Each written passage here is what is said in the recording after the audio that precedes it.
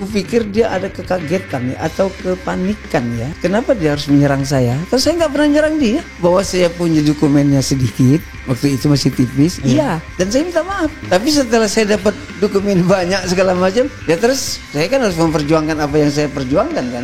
Ya saya terus. Kalau memang punya, nih tunjukin. Iya. Ya kan? Nih tunjukin, kata Ibu Mega. Terus kalau Ahok bilang gini, pejabat yang tidak berani menunjukkan ijazahnya karena yakin yang dia punya palsu.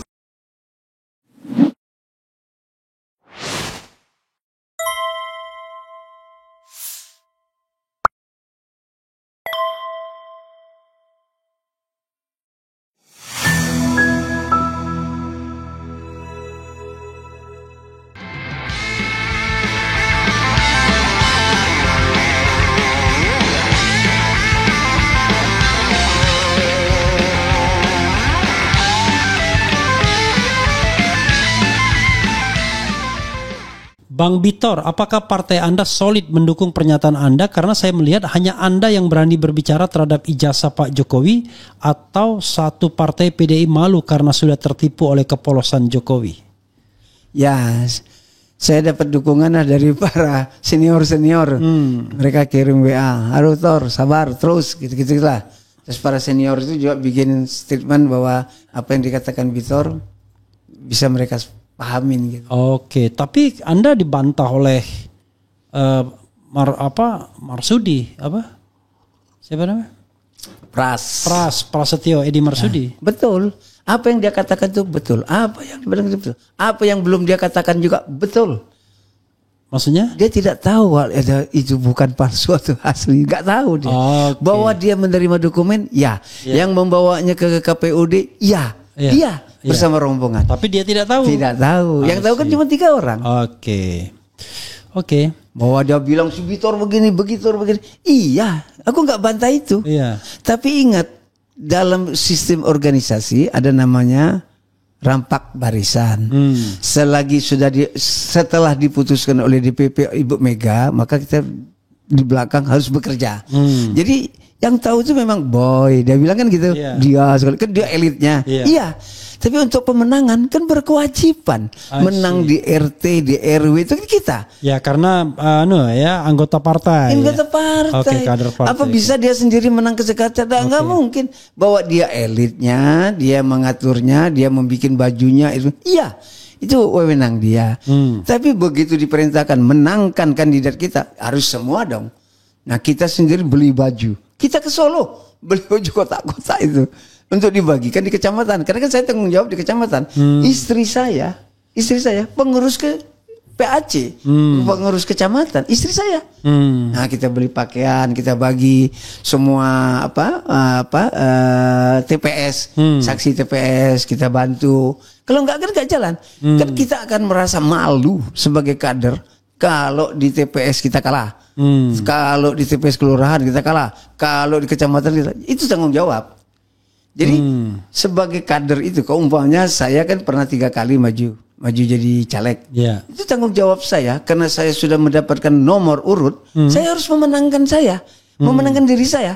Bahwa dalam pertarungan saya kalah, nah itu urusan lain. Uangnya lebih banyak orang itu kan, atau sebagai macam. Tapi harus ada angka. Saya dapat 1.000, dapat 30.000, dapat berapa ribu. Itu perjuangan kita, kontribusi kita sebagai kader terhadap kemenangan partai. Tapi kalau sudah dapat nomor urut, tidak turun ke lapangan, kata Ibu Mega itu kan, tidak ada angka kontribusi, itu pengkhianat partai. Pada waktu mau mendapatnya kasak kusuk, minta dukungan si A, dapat supaya ditaruh nomor 2, dapat nomor 3, tapi nggak kerja. Kita di nomor berapa aja pasti dapat angka di atas 30.000. Makanya kita bisa menjadi penggantinya Pak Taufik Kimas. Karena ada angka. Kalau nggak ada angka mana bisa. Nah, itu yang kita pelajarin dari partai. Bagaimana yang disebut rampak barisan itu. Abang pernah jadi anggota DPR dari tahun berapa sampai tahun berapa ya? 13 ke 14 harusnya kan. Pak Taufik meninggalkan 2013. Ya kan? Pak Taufik 2013 sampai 14. Saya masuk di situ. Jadi pengganti Taufik Kimas? Ya. Berarti abang itu PAW ya? Ya. Tahun berapa tadi? 14 jadinya. Tapi Pak Taufik meninggalnya kan 13. Oke. Taufik mungkin ke keteledoran partai Iya. atau ke ketidakpedulian partai. Saya baru dilantiknya 14. Oh, jadi cuma 2014. berapa bulan?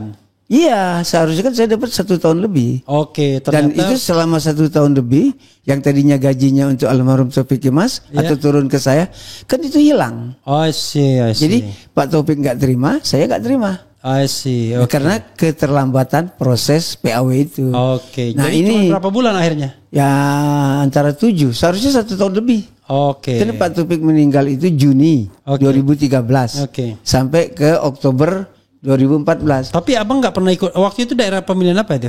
Pemilihan saya waktu itu dapilnya Jawa Barat 2.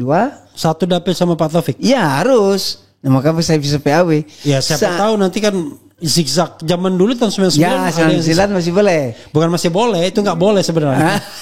Tapi diterima aja oleh mereka sendiri kan yang memproses soalnya. Iya. Oke. Jadi saya masuk di situ. Jadi bagaimana saya di partai? Iya. Kadang ada yang bilang Victor tuh nggak ada yang dikenal di partai. Saya ikut pendidikan partai. Saya berminggu-minggu ditaruh di Ciawi sana dari 0 sampai ke 100 itu saya belajar di partai, bagaimana aturan partai, ideologi partai, baris per baris partai. Saya ikut. Saya bukan orang sekonyong-konyong datang karena bawa duit terus bisa menjadi kandidat caleg segala enggak. Saya ikut proses. Saya pendiri. Tapi abang berapa kali ikut pemilu itu? 3 kali. Tahun berapa aja? 9. Tahun 1999. Terus 2014. 2014. Terus 2019. 2019. Nah pada waktu itu kan pemilihan presiden dan wakil presiden ada yang dipisah, ada yang disatukan. Nah itu di situ kita bekerja. Jadi kalau ada orang bilang saya bukan orang partai, wah marah saya. Saya masuk partai pakai pendidikan. Ikut latihan ke sekolah partai. Ya kan? Bagaimana tanggapan Pak Victor tentang gelar Profesor Paiman yang diraihnya hanya dalam 2 bulan? Memang iya ya? Iya, benar 2 bulan. Maksudnya dari pernyataan dari yayasan. Iya. Dari yayasan yang suaranya Pak Thomas Yatno itu. Iya. Iya, cuman dan dari dia sendiri ada videonya Paiman. Dia menceritakan dia hanya dalam waktu singkat dia S1-nya sekian, S2-nya sekian, terus dia profesornya nggak sampai 3 bulan selesai. Berarti kan dia ada lompatan apa yang terjadi di Direktorat Jenderal Pendidikan kan?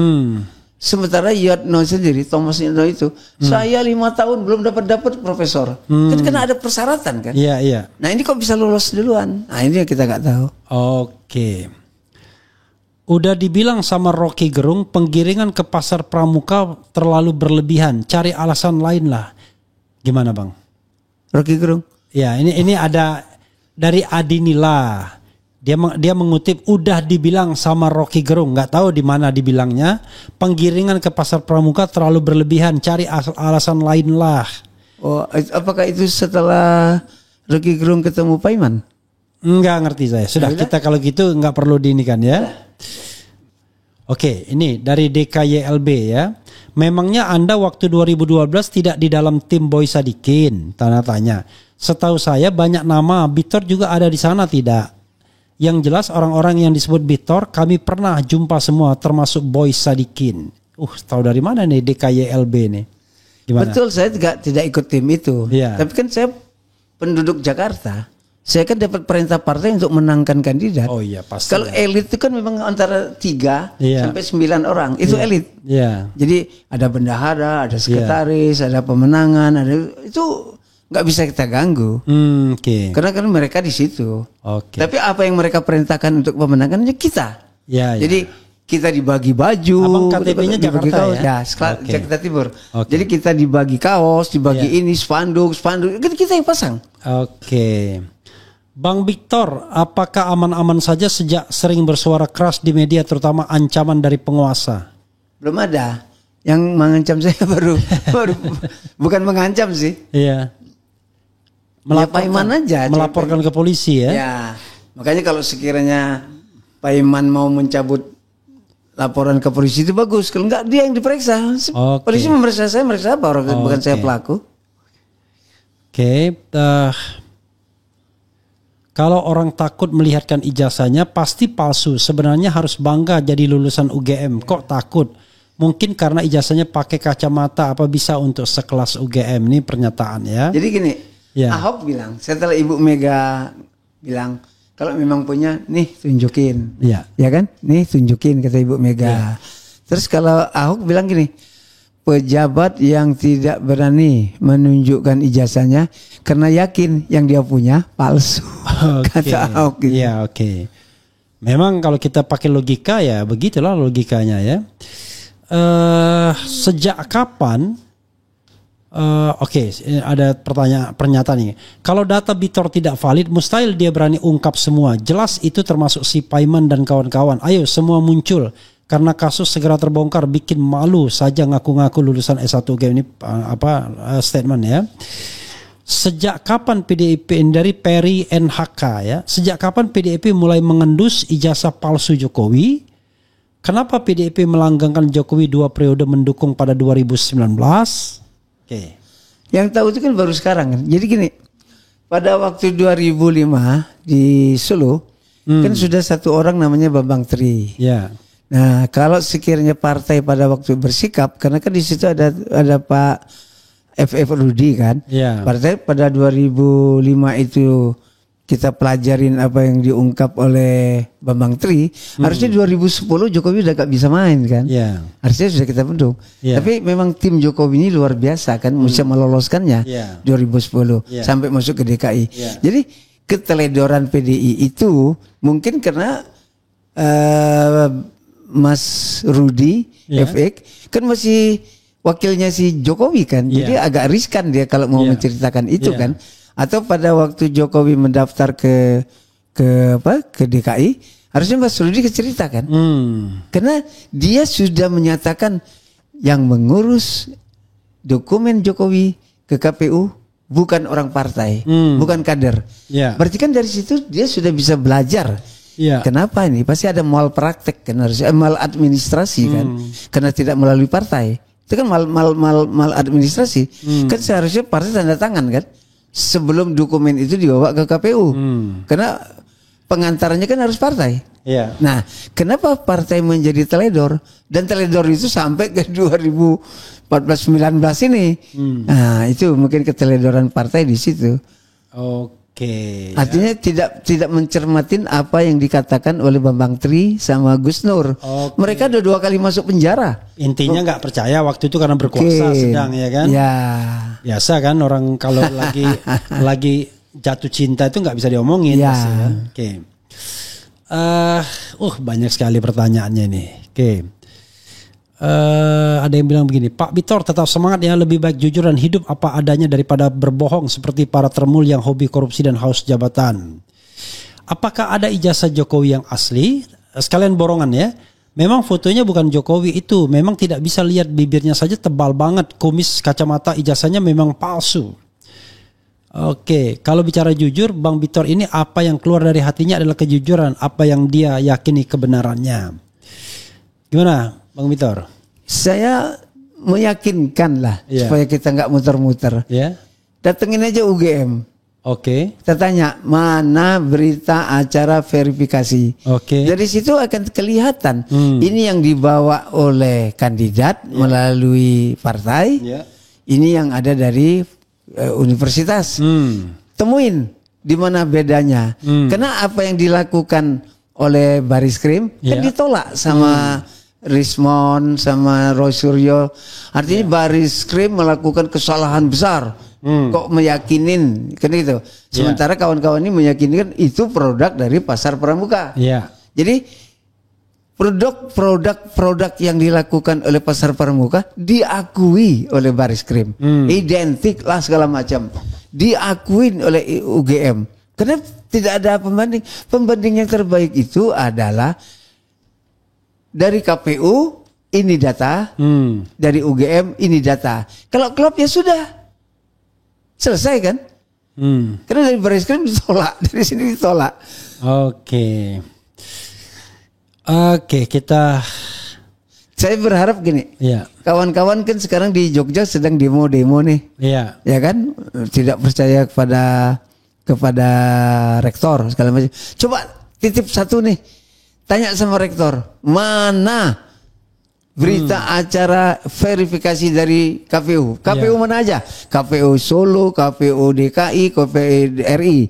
Karena dengan adanya dokumen dari KPU itu disandingkan dengan dokumen arsip yang ada di kampus, akan ketemu. Kalau sekiranya nggak ketemu ya berarti palsu. Oke, udah jelas ya. Jelas. Oke. Pak Bitor ini karakter yang bisa jadi teman yang enak, nggak baper, dibawa santai, suka bercanda. Saya ingat di salah satu stasiun TV, Pak Bitor respon salah satu dari pihak Jokowi dengan santai, bilang, udah benar itu. Ini ya komplimen ya. Pak Bitor ngomong jujur tanpa tedeng aling-aling. Kemudian apa lagi ya? Kalau ini tidak ditindaklanjuti, besok-besok akan makin banyak ijazah palsu. Kan cukup jangan ditampilkan aja bisa selamat. Kan cukup jangan ditampilkan. Oh, maksudnya apa? Oh, jangan ditampilkan maksudnya itu. Kalau ditampilkan nggak ngetahuan ya. Apalagi ya?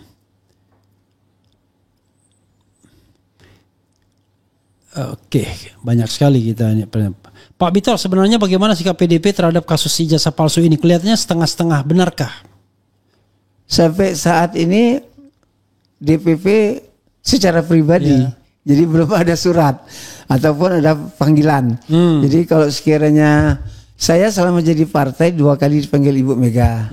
Waktu saya jadi anggota DPR RI, saya 4 kali dipanggil Ibu Puan. Karena pada waktu itu saya menganggap kan partai harus bunyi. Karena banyak permasalahan masyarakat. Itu dipanggil itu diperingati maksudnya? Ya diajak ngomong lah. Oke, karena Anda kan termasuk orang yang vokal. Ya karena saya kan menganggap saya mendirikan relawan perjuangan demokrasi Repdem itu kan untuk memberikan nilai yang berbeda. Jadi kalau struktural tuh begini, seharusnya organisasi saya partai itu agak lincah gitu, agak bermain ke sana ke sini, hantam sana hantam situ, selagi untuk meluruskan. Nah sekarang kan nggak bunyi semua ini, itu aja. Oke, apalagi ya? Bitor memang bikin Jokowi dan kawan-kawan termehek-mehek. Yang jelas memang harus dihukum seberat-beratnya. Ijazah palsu, skripsi palsu, dokumen palsu. Coba pelakunya rakyat, hukuman berat loh. Oke. Oke, apalagi nih ya. Bang Bitor pasti yakin karena data valid, termul mana paham. Pak Refli, saya sarankan desak Bareskrim atau apapun namanya untuk menyita ijazah Jokowi dan paksa buat melakukan penyelidikan secara terbuka dengan alasan saudara Jokowi adalah mantan presiden. Apalagi nih. Oke, kita langsung lompat terakhir saja. Masih banyak ya. Oke, ini dari Daim terakhir ya.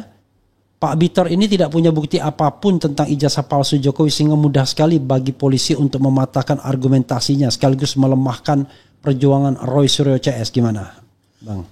Ya, apa adanya begitu ya. Dengan adanya polisi kan seharusnya mengimbangin dari pihak kiri atau pihak kanan kan. Apalagi kawan-kawan itu kan udah doktor, kan punya keyakinan. Jadi saya kan hanya mencari jalan bagaimana ini menyelesaikan. Maka kalau sekiranya tadi itu kita berkesimpulan Jokowi ini kita akui dia bersalah dan dia minta maaf, Bambang Tri dibebaskan sama Gus Nur, terus UGM juga minta maaf, Pak Kosmojo dihargai, Kosmojo diberi penghargaan, kan gitu. Terus kawan-kawan 5 orang 6 orang ini juga tidak perlu diteruskan. Kata Bang Jimli kan ini perdebatan perdata. Kenapa harus pidana? Kan gitu. Jadi jangan pula Polda ini takutnya sama Jokowi. Jadi karena Jokowi yang punya masalah terus tekan Polda untuk menangkap. Hebat sekali negara ini kan. Nah kita akan lawan. Jadi saya pikir jalan solusi terbaiknya itu.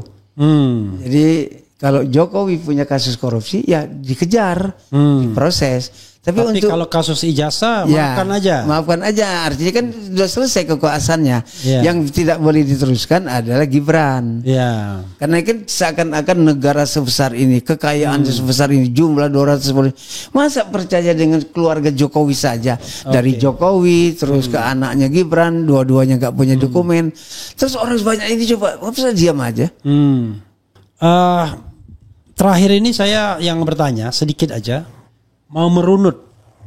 Jadi Bang Bitor tuh pertama kali bicara mengenai ijazah pasar pramuka itu karena informasi pertama datangnya dari Denny Iskandar.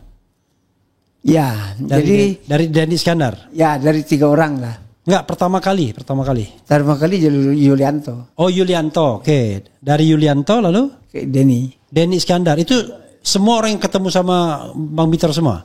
Ya, jadi kan alur ceritanya kan dari Cikini itu kan. Iya. Dari Cikini baru ke Menteng, ke Borobudur 22 itu. Iya.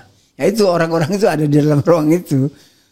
Orang itu di dalam tim-tim itu. Jadi iya, kan maksudnya pertama kali ketemu. Jadi Yulianto. Ya. Itu baru tahun 2025 ini atau iya, dari baru ini. Setelah saya pulang dari Solo, Jogja Solo itu, terus setelah Ibu Mega dibully orang, nah baru saya meracik itu. Dan ketemu Yulianto. Ya, ketemu secara tidak sengaja diundang atau sengaja didatangkan? Ya.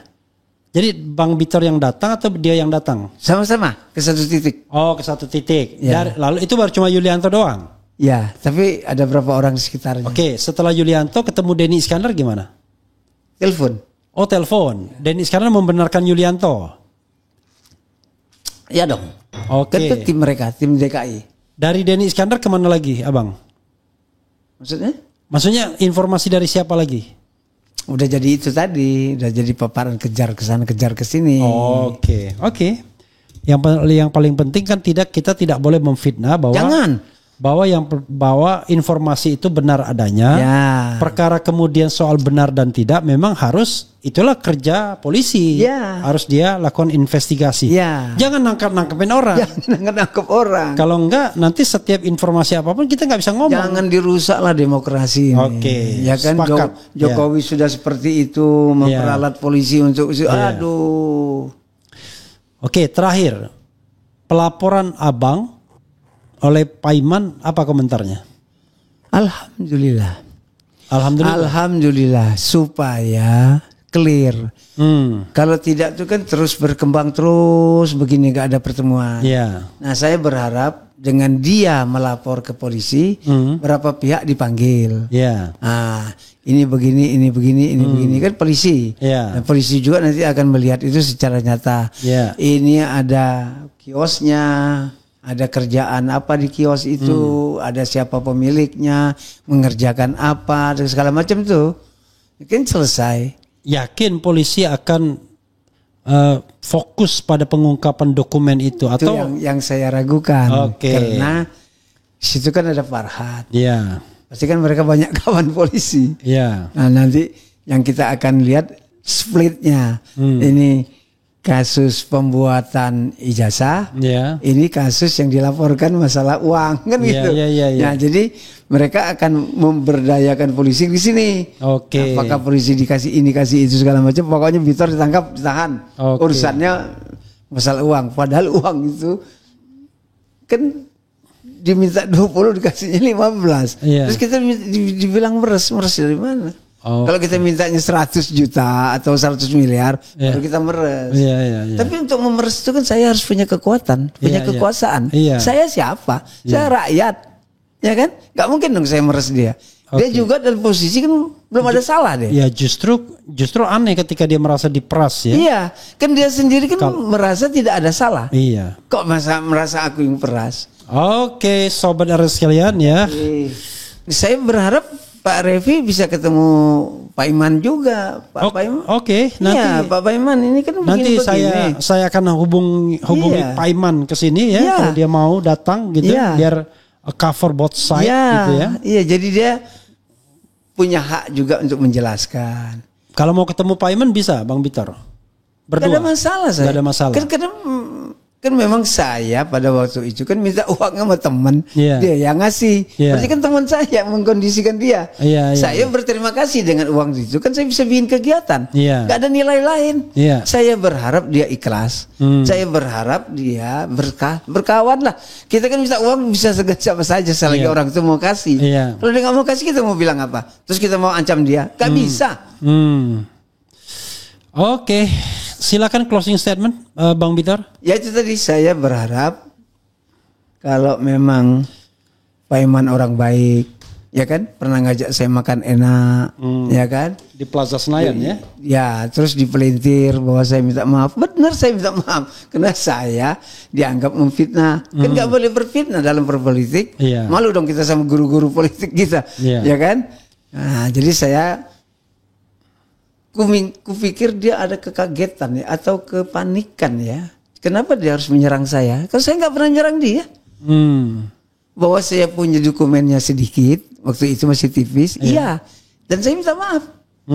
Tapi setelah saya dapat dokumen banyak segala macam, ya terus saya kan harus memperjuangkan apa yang saya perjuangkan kan. Ya saya terus. Oh, Anda merasa yakin bahwa sekarang Anda punya banyak dokumen tentang Ya Pak itu Iman? tadi sudah dapat dari surat mahasiswa. Ya. Sudah dapat lagi dari yayasan. Oke. Nah, Pak Iman mau apa? Kan gitu. Oke. Ya, sahabat sekalian, itu saja ya. Mudah-mudahan perbincangan ini menjawab banyak hal. Ya, selama 1,5 jam, memang tidak akan puas kita. Tapi nanti kita bikin sesi lain, adili Bitor berikutnya. Yang jelas adil itu adalah Anda dinilai Indonesia ya. Saya ini edisi kedua. Silakan usulkan kalau Anda sempat membaca ini siapa yang mau diadili berikutnya ya. Tapi jangan bilang Jokowi. Jokowi beda lagi tuh. Itu saja. Wassalamualaikum warahmatullahi wabarakatuh. Keren jadas.